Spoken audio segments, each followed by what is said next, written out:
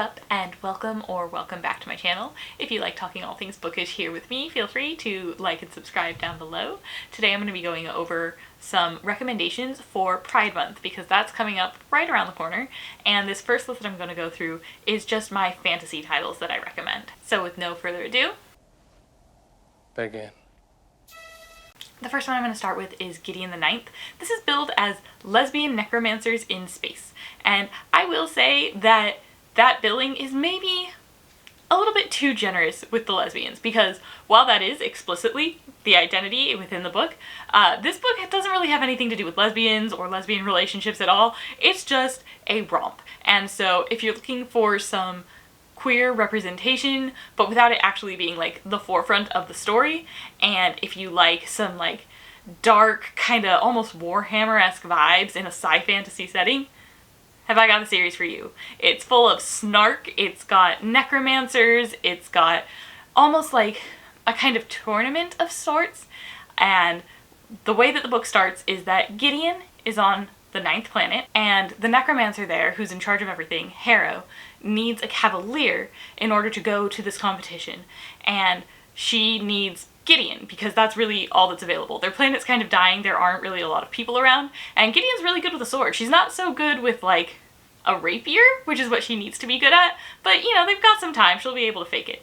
Neither of them likes each other very much, but they're in an alliance of sorts, and they go, and when they get there, there is murder, there is mystery, there's a big creepy secret library with lots of books on necromancy. I really liked the magic systems and the snark.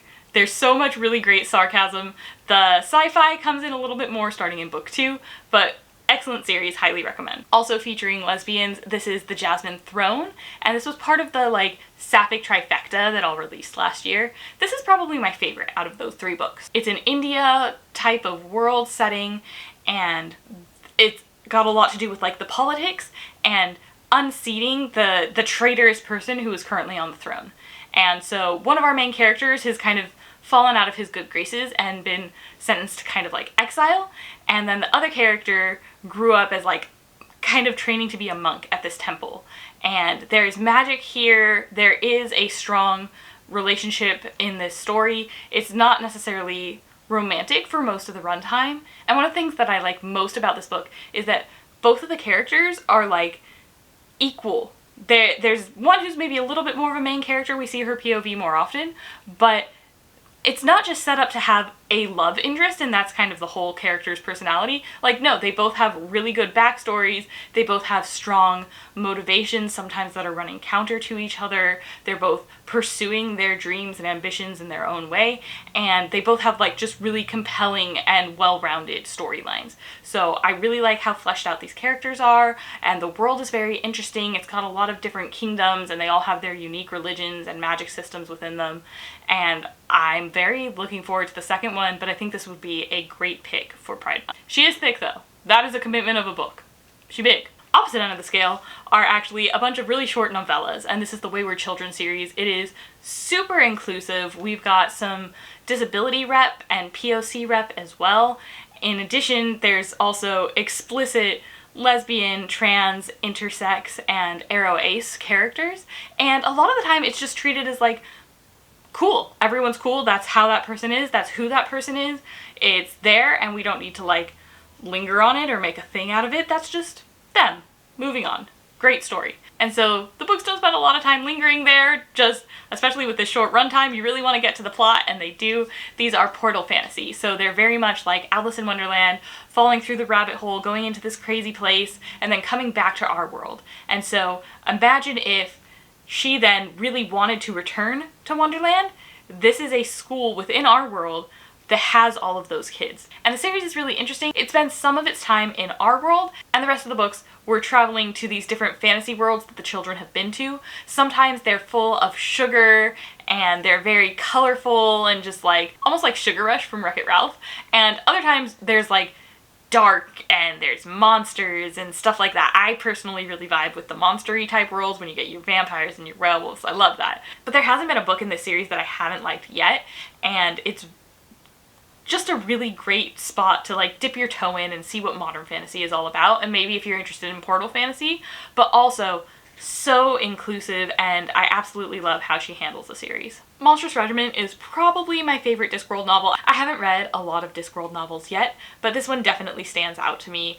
Actually, we were in a waiting room, and the book I had brought with me, I hadn't realized how close to the end I was and how long we would be in this waiting room, and so I finished my book, and my husband had brought Monstrous Regiment with him, and so I stole it, and I didn't give it back. I just kept reading it for the next 2 days, and I loved this book. I didn't put it down. I think it is full of so much humor and fun. We're following along with a young girl and her brother's off at war. It's this kingdom that's very silly. They have a god who changes his mind all the time. Like, sometimes he'll just ban the color blue, and then the next day everything is nothing but blue. And they're at war with another country. I think some of it has to do with like this god and his crazy decrees, but she can't join and follow after her brother to go and help him unless she pretends to be a boy. So it's got a little bit of that Mulan element to it. And there are ogres, there are vampires, there really are a lot of monsters here in this Monstrous Regiment.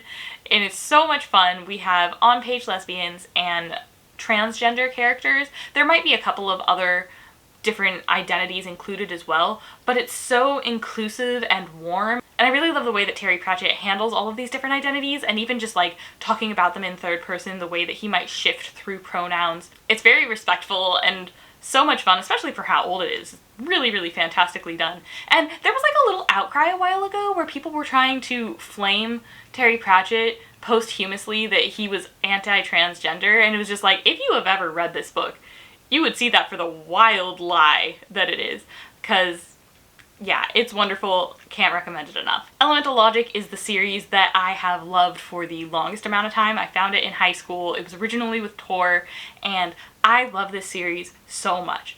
This is a very different world than our own, and there are a lot of different cultures and tribes, and the main thing is the country of Shaftal.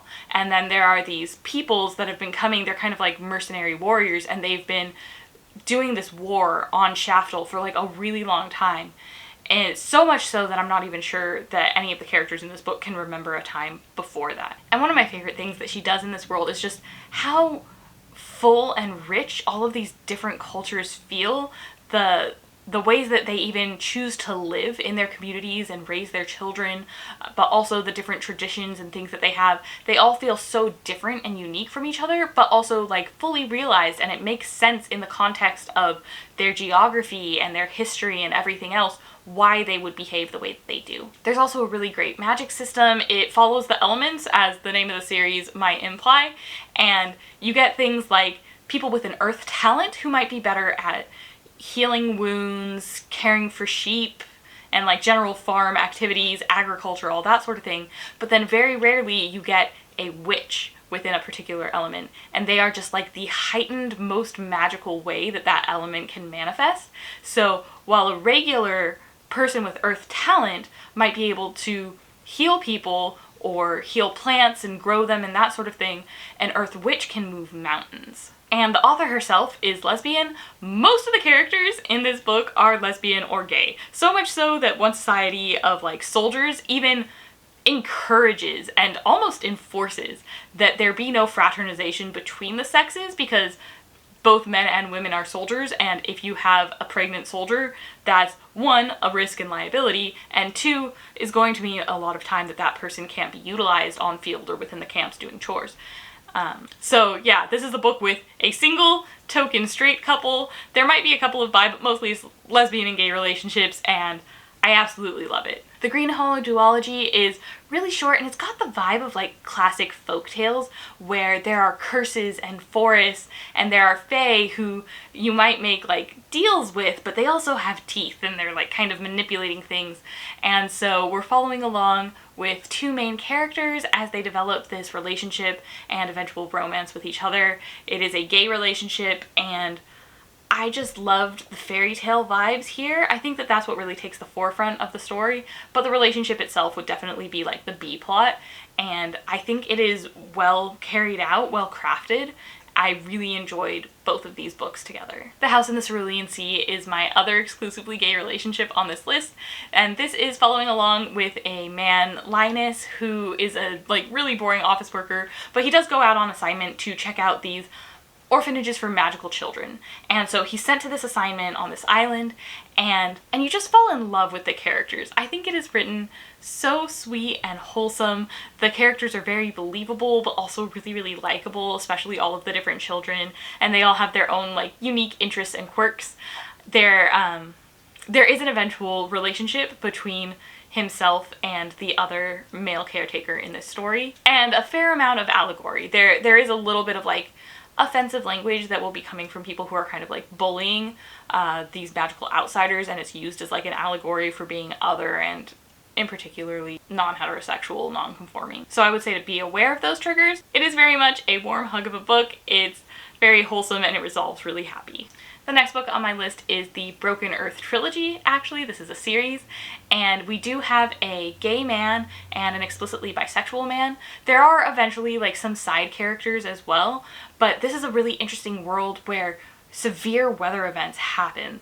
The earth here is very is almost aggressive, and without origins in the society, humans would have been erased long ago. But there are these unique people who are born, and they have the abilities to connect with the earth and be able to work magic on it. And so they're hugely essential. They save communities all the time from these massive events, but when their power first manifests, you can't tell who is and isn't. Like, there's a little bit of a genetic component at play, but for the most part, it's not 100% guaranteed who is going to be able to manifest these powers. And when they first do, they don't have control over them, and it often results in the death of the people around them. So they're both needed and essential, but also feared. And so they kind of become like these second-class citizens, and we're following along through multiple POVs. And I just think that N.K. Jemisin does such a great job with inclusivity and intersectionality, and also really big themes and how she tackles them. This isn't a book that's going to hold your hand. It's not going to spell out its thesis for you and have someone deliver in this exposition dialogue exactly what the author wants you to take away from it. Like, she's going to paint in broad strokes and expect you to kind of be able to fill in the rest, or wait out long enough for all of these different points to coalesce and form a bigger picture. But every single book in the series actually won the Hugo when it came out, and it's well deserved. It's such a good series. The second to last book on this list is She Who Became the Sun. I believe that the rep here is like bi and transsexual. It is also part of the lesbian trifecta, but I kind of think that that's almost a misnomer for this one, because so much of this book is about the main character's identity and their struggle to kind of figure out who they are. Because she starts off as a young girl, and she basically steals her brother's destiny, but in order to do so, and to occupy the same spaces that he would need to, she has to present as a boy. And so she grows up so much of her life as a boy and then a man, that when she's in like public settings, her pronouns are he and him, and then when she's in private, there's sometimes she, sometimes they, sometimes he, and just kind of struggling to figure out who he is, really. I think that this book does some really interesting things looking at gender and looking at identity and the fluidity of it and how it might change throughout your life or throughout different moments. But I will say that this book is absolutely not for everyone. It is thick and it is dense. It's written more akin to a history textbook. It's not just like something anyone can pick up and really get into, because the author had mentioned that she really likes those like sweeping, epic Asian dramas where it's like this big war and all of that. And I think she did a really good job being the change she wanted to see in the world and manifesting that in book form. But that does mean that it comes across a little bit more dry than a lot of people who were in the target audience for this would be likely to pick up. But I think she executes well on everything that she intends to and really delivers on those. It's just a bit of a struggle to get through, and I really recommend the audiobook for this. When I had just the physical, especially after that Act 1 shift, it was definitely hard for me to keep reading, but when I combined it with the audio, it was like, oh, okay, I can definitely do this now, and it was really good. And the last book in this list is also, like, it's mostly categorized as a horror, but I think especially, you know, vampires and everything, it fits here on this fantasy list, and that's A Dowry of Blood. This is all written in second person, almost like a letter that the main character is writing to Dracula. And so she never actually says his name on page, and I think that that's really clever, but you can tell this is about Dracula, this is about Dracula's brides. And the author also really writes poetry, so a lot of the language here is just so beautifully delivered. And this is one of the first books that I started tabbing because it was just like, oh, that's honestly just like really exquisite wording, and I want to be able to go back to it. So I tapped up a lot of this book, and we're looking at basically Dracula has a harem, and seeing how that evolves and develops over time, all of these characters being able to have like relationships between themselves as well. Everyone at some point in this book is a little bit bi or pan or whatever, but a lot of this is also looking at trauma and abuse and toxic relationships and how that's all dealt with.